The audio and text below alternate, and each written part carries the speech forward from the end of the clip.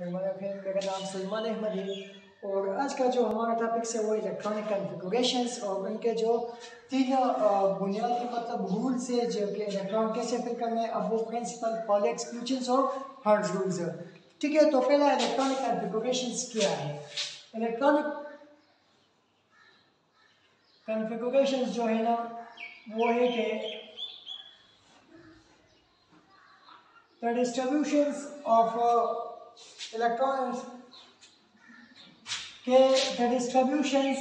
electrons the distributions of electrons and substance and orbitals by substitution rule के कुछ rules के जरिए हम ऑर्बिटल्स और सबस्टेंस में जो इलेक्ट्रॉन डिस्ट्रीब्यूट करते हैं तो उसको हम क्या कहते हैं, इलेक्ट्रॉनिक कॉन्फ़िगरेशंस। ठीक है, वो रूल किस किसने बताए थे, तो वो तीनों ने बताए थे। पहला हमारे पास है अब वो प्रिंसिपल। ठीक है, दूसरे हमारे पास है पॉली एक्सक्लूजन्स प्रिंसिपल,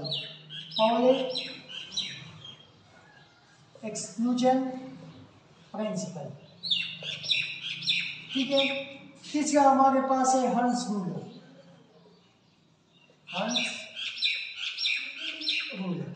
ठीक है, तो इससे पहले हम अब वो प्रिंसिपल्स पढ़ेंगे कि ठीक है कि अब वो प्रिंसिपल इलेक्ट्रॉन फिलिंग के बारे में क्या बता रहा है। ठीक है, तो अब वो प्रिंसिपल जो है ना वो हमें बता रहा है कि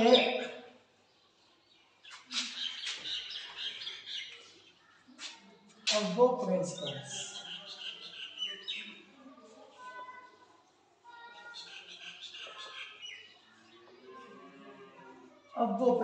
ठीक है, तो अब वो प्रिंसिपल्स जो है ना ये जर्मन एक्सप्रेशन से, इसका मतलब है कंस्ट्रक्शन ऑफ या टू बिल्ड अप। ठीक है, ये बता रहा है कि the orbitals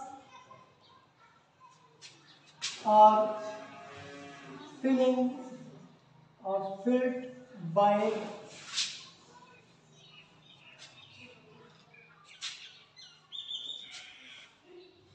or filled up in the order of increasing energy, ठीक है, ऑर्डर ऑफ इंक्रीजिंग एनर्जी। ठीक है कि हमें क्या, और ये जो है ना ऑर्डर ऑफ इंक्रीजिंग एनर्जी जो है ना order of increasing energy on n plus L. ठीक है, ये n प्लस एल रूल्स के मुताबिक क्या करना है, हमें इलेक्ट्रॉन सा फिल करना है। ठीक है कि ऑर्बिटल्स में इलेक्ट्रॉन कैसे फिल करने हैं, तो वो n प्लस एल वैल्यू की मदद से पुट करेंगे। ठीक है, अगर orbitals have low n plus l value will have lower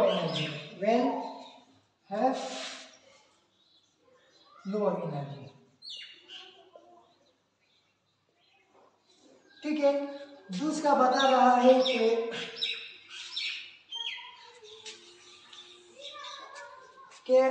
orbital है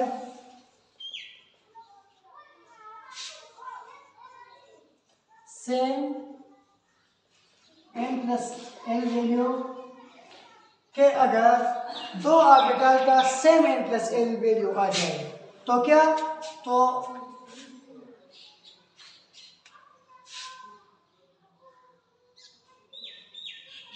फिर क्या होगा, तो ऑर्बिटल्स ऑफ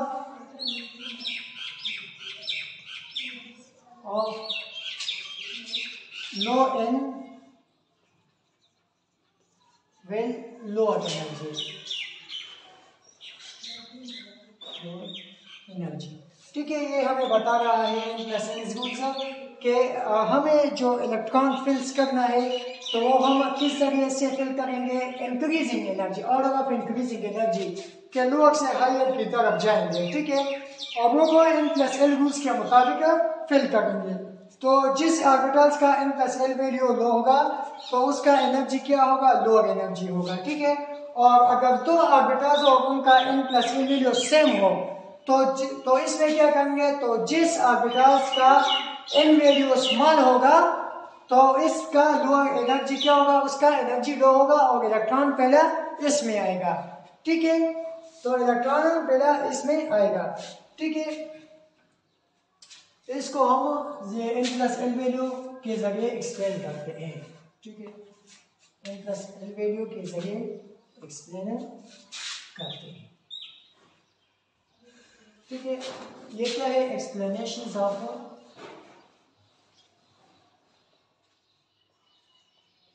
N+L रूल।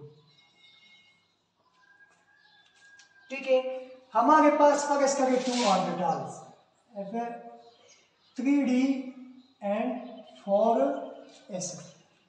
ठीक है, 3d एंड 4s ऑर्बिटल्स है। ठीक है, तो हम यहाँ अगर हमें कोई बताए तो अब वो प्रिंसिपल बता रहा है कि इलेक्ट्रॉन पहला किस में जाएगा, 4s में जाएगा। इलेक्ट्रॉन पहला किस में जाएगा, 4s में जाएगा। ये बता रहे electron will enter in 4s, electron will enter in 4s orbital, 4s orbitals के इलेक्ट्रॉन जब आएगा तो पहला किस में दाखिल होगा, 4s में। ठीक है, और फिर इनके बाद 3d में। तो इसका हम जो है ना N+L वैल्यू फाइंड करेंगे। हमारे पास है 3d, इसका N+L वैल्यू क्या है, इसका N+L वैल्यू क्या है। ठीक है,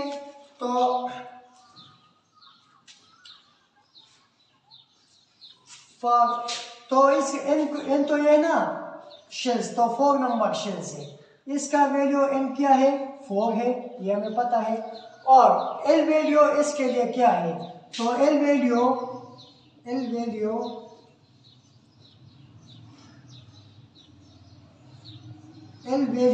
फॉर s इज 0।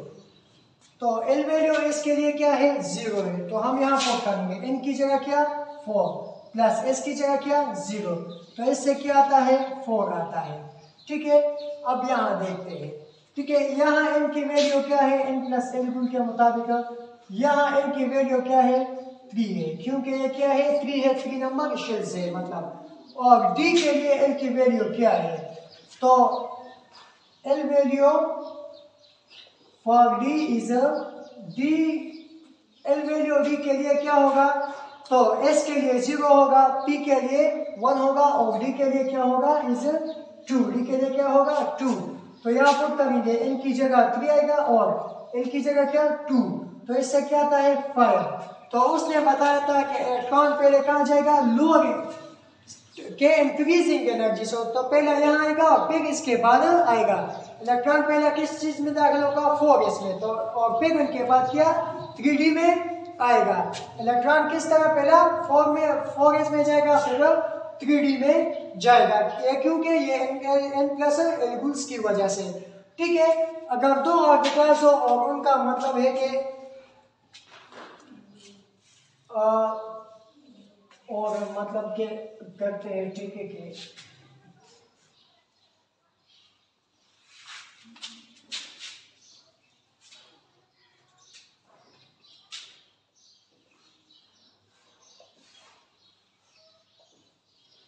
ये 3d ऑर्बिटल और ये 4p ऑर्बिटल्स है।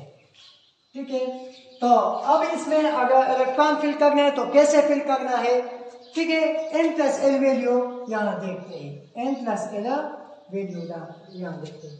यहाँ n क्या है, n यहाँ हमारे पास 3 है, क्योंकि n इज इक्वल टू क्या है, 3 है, यहाँ 3 सब शेल है, 3 शेल्स है। d l value for D is mutual quantum number में पढ़ा है ना, ठीक है। तो एस के लिए 0 है, पी के लिए 1 है, डी के लिए क्या है 2 है, डी के लिए क्या है 2 है।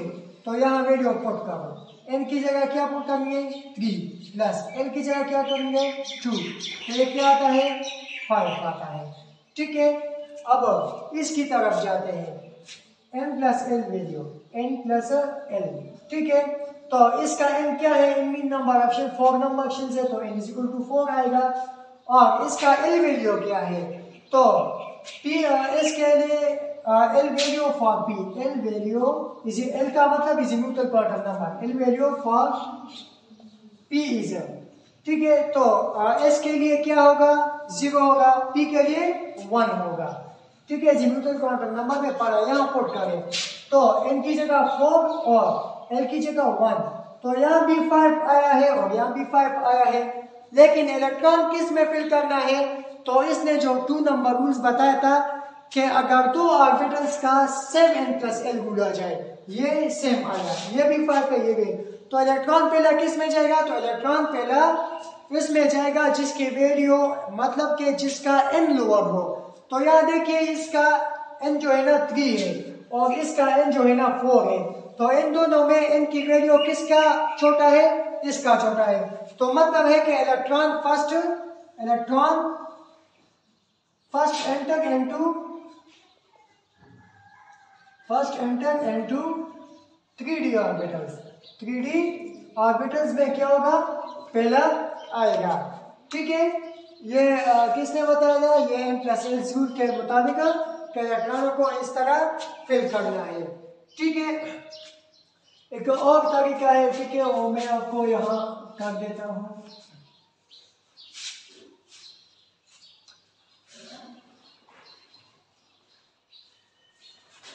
को क्या करना है, आपको लिखना है 1 2 3 4 5 6 7, ये 2 3 4 5 6 7, ये क्या 3 4 5 6 7 4 5 6 7, ठीक है।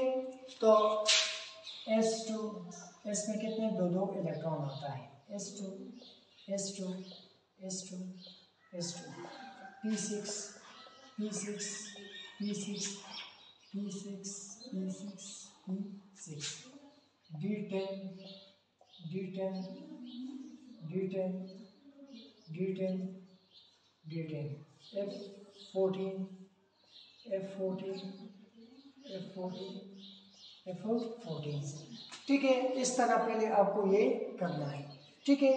तो आपको क्या करना है, इस तरह ड्रा करना है, ये इलेक्ट्रॉनिक कॉन्फ़िगरेशंस का इजी मेथड है, इससे आप सारे के सारे का इलेक्ट्रॉनिक कॉन्फ़िगरेशंस कर सकते हैं। एक इस तरह क्रॉस करना है, ठीक है, एक इस तरह, एक इस तरह, ठीक है। इससे अगर हमें कोई भी एटम्स दे दे तो हम फाइंड कर सकते हैं। ये यहाँ लिखिए, पहले क्या लिखना है 1s2 लिखना है, ठीक है। फिर क्या लिखना है 2s2, फिर इस तरह ये शो होता है, ये खत्म, तो ये शो होता है 2p6, फिर क्या आता है 3s2, ठीक है, ये खत्म होता है तो क्या 3p6 है, फिर क्या आता है 4s2, ये खत्म होता है तो ये शो 3d10, ठीक है। फिर क्या आता है 4p6, फिर क्या आता है 5s2, ठीक है। फिर क्या आता है 4d10, फिर क्या आता है 5p6, फिर क्या आता है 6x2, 6s2, ठीक है।